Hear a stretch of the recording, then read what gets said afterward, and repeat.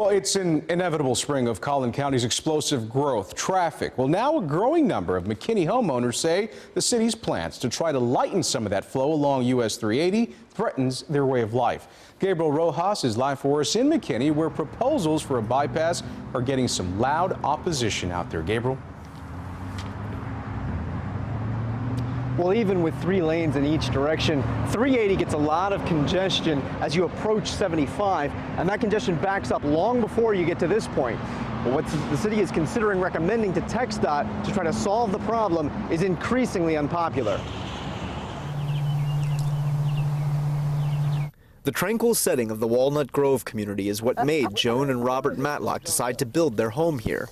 Now, as Collin County grows, the last thing they want is a bypass diverting traffic from nearby US 380 into their neighborhood. To have another major highway going right through the middle of your home, nobody would want to live here.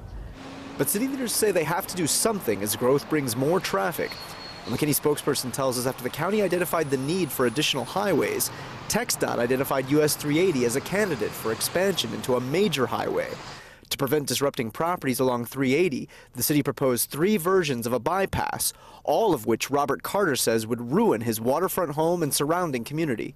What's at stake for me is a way of life that I've enjoyed since March of 1988.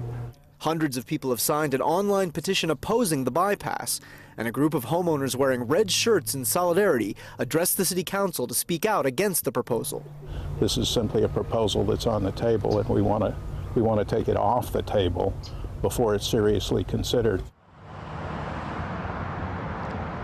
The city stresses that the ultimate decision will be up to TxDOT, and McKinney is only considering what it will recommend to TxDOT. A city spokesperson says public input will be considered before deciding on a recommendation. We're live in McKinney. Gabriel Rojas, CBS 11 News.